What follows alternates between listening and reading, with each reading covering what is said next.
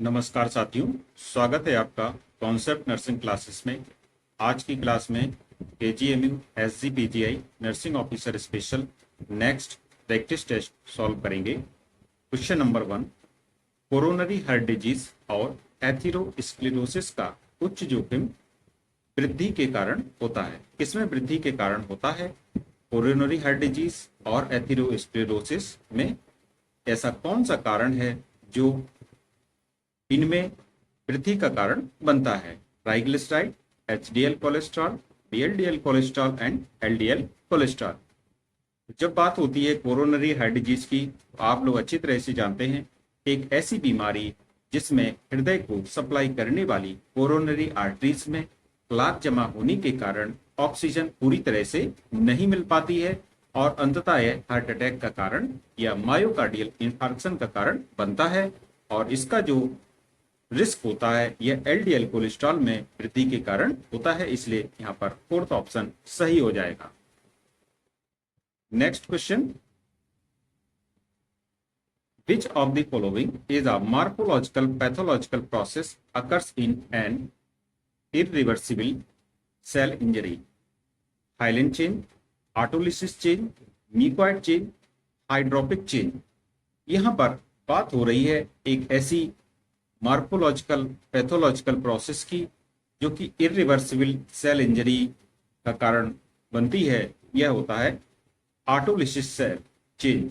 Autolysis का मतलब होता है जब सेल स्वयं ही नष्ट हो जाती है, उसको ऑटोलिसिस बोला जाता है, इसलिए यहां पर सेकंड ऑप्शन सही है। नेक्स्ट, जननी सुरक्षा योजना निम्नलिखित में से किसके तहत सुरक्षित मातृत्व हस्तक्षेप है?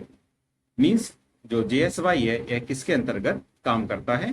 इंद्रधनुष मिशन 2.0, आयुष्मान भारत मिशन, राष्ट्रीय ग्रामीण स्वास्थ्य मिशन, राष्ट्रीय शहरी स्वास्थ्य mission.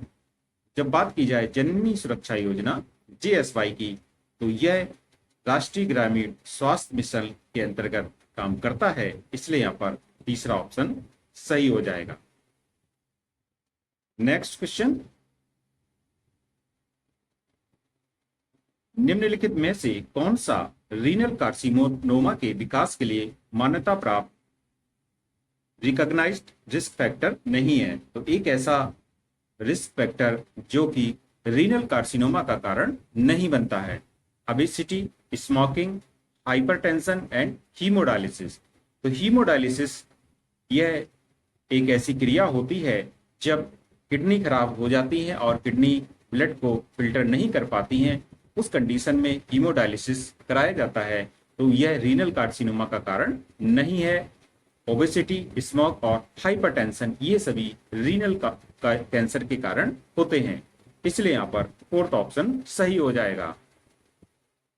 Next question, in assessing fluid status in a patient with acute kidney injury which physical findings best indicates fluid deficit? कौन सी फिजिकल फाइंडिंग्स यह बताएगी कि शरीर में तरल की यानी कि फ्लूइड की कमी हो चुकी है? Poor skin turgor and dry mucous membrane, bibasilar crackles, periorbital edema, bounding peripheral pulses. जब स्किन टर्गर कमजोर हो, पुअर हो और म्यूकस मेम्ब्रेन मुंह सूखापन हो मुंह में, तो यह इंडिकेट करता है कि शरीर में पानी की अत्यधिक कमी हो चुकी है, इसलिए यहां पर पहला ऑप्शन सही हो जाएगा। Next, two factor theory of intelligence किसके द्वारा प्रकाशित किया गया? Garrett, Louis L Thurstone, Charles Spearman, Edward. तो two factor theory of intelligence यह चार्ल्स स्पीयरमैन के द्वारा प्रतिपादित किया गया था। इन्होंने इसकी दो फैक्टर बताए थे, जी फैक्टर और एस फैक्टर इंटेलिजेंस के, जनरल इंटेलिजेंस और specific intelligence. Next question, which statement best explains the urinary retention? Infection of the urinary tract, inability of the bladder to empty properly, inability of the kidneys to produce urine, excessive urination। Urinary retention यह होता है जब bladder पूरी तरह से खाली ना हो पाए, इसलिए यहाँ पर सेकंड ऑप्शन सही है, inability of the bladder to empty properly. Next question की ओर चलेंगे। गर्भ में न्यूरल ट्यूब डिफेक्ट्स को रोकने के लिए गर्भवती महिलाओं के लिए कौन सा विटामिन संपूरक सबसे महत्वपूर्ण है? Vitamin A, vitamin B9, folic acid, vitamin E, vitamin C. Neural tube defect को रोकने के लिए फॉलिक एसिड सबसे महत्वपूर्ण विटामिन होता है, इसलिए यहां पर सेकंड ऑप्शन सही हो जाएगा। Next question, which theory of culture applies to the concept of biological evolution to the growth of human knowledge? Dual inheritance theory, multilinear theory, cultural particularism, evolutionary epistemology। यहाँ पर जो evolutionary epistemology होता है, यह बताती है एक concept of biological evolution to the growth of human knowledge, इसलिए यहां पर फोर्थ ऑप्शन सही हो जाएगा। Next question, the brain tumour located in aqueduct of Sylvius causes hydrocephalus by obstructing the flow of CSF circulation, decreasing the absorption of CSF, reducing CSF drainage, increasing the production of CSF। तो बात की जाए जब एक ऐसा brain tumour है जो कि एक्विडक्ट ऑफ सिल्वियस में होता है और जिसके कारण यह हाइड्रोसेफेलस की समस्या होती है, तो यह जो प्रॉब्लम क्रिएट होती है, इससे क्या होता है, सीएसएफ का सर्कुलेशन में ऑब्स्ट्रक्शन आ जाता है, रुकावट आ जाता है, जिसके कारण उसका एक्यूमुलेशन होने लगता है। इस प्रकार से ऑप्शन 1 सही हो जाएगा। नेक्स्ट क्वेश्चन, किस स्थिति में रोगी को अस्पताल में ले जाने से पहले प्राथमिक उपचार के रूप में कॉलर सीलिंग का प्रयोग किया जाता है? निचली बाहें का फ्रैक्चर, ऊपरी बाहें का फ्रैक्चर, ऊपरी पैर का फ्रैक्चर, रीढ़ की हड्डी का फ्रैक्चर। तो जब बात करते हैं कि किसी भी पेशेंट में जब हाथ में फ्रैक्चर हो जाए तो उसमें क्या करते हैं, कॉलर सीलिंग का प्रयोग किया जाता है, इसलिए यहाँ पर ऑप्शन 2 सही हो जाएगा। Next question, in which method of delivery for the after coming head the baby is allowed to hang by its own weight for delivery of head? इसमें एक ऐसा क्वेश्चन पूछा गया है कि एक बच्चा जो कि डिलीवरी जिसकी हो रही है तो उसको अपने वजन से लटकने दिया जाता है, जिससे कि जो हेड की डिलीवरी आसानी से हो सके। तो यह एक प्रकार का ब्रीच प्रेजेंटेशन होता है और इसमें पहले ऑप्शन देखते हैं, modified Mauriceau Smellie Veit technique, Burns Marshall method, breech extraction and forceps delivery.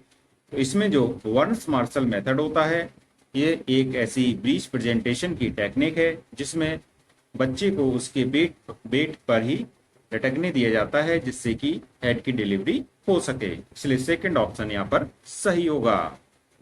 अगला क्वेश्चन देखेंगे, रीनल ट्यूमर का सबसे सामान्य प्रारंभिक संकेत क्या है? Flank pain, painless hematuria, colic pain, mass in the flank.